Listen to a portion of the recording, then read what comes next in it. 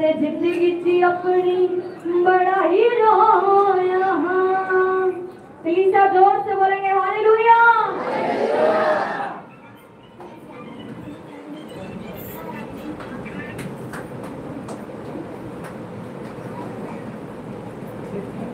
Hallelujah.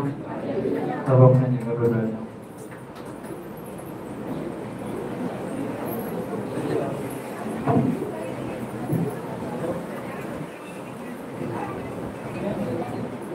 Hallelujah.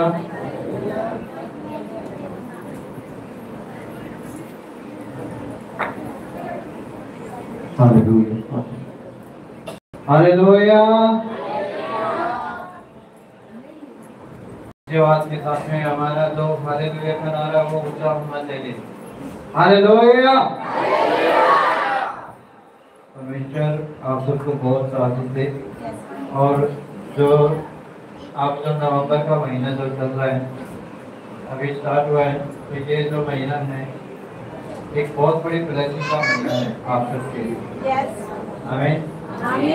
तो उसके लिए तैयारी करनी पड़ेगी सबको। जो ब्लेसिंग हमें चाहिए, क्योंकि आप अगले महीने में हमारे लिए बहुत बड़ा दिन है, बहुत बड़ा त्योहार है। तो उसके पहले हमारी आशीषों का दिन है। और जब ये नवंबर का महीना है, ये सबसे बड़ी ब्लेसिंग है हमारे लिए। आप जितने ज़्यादा प्रार्थना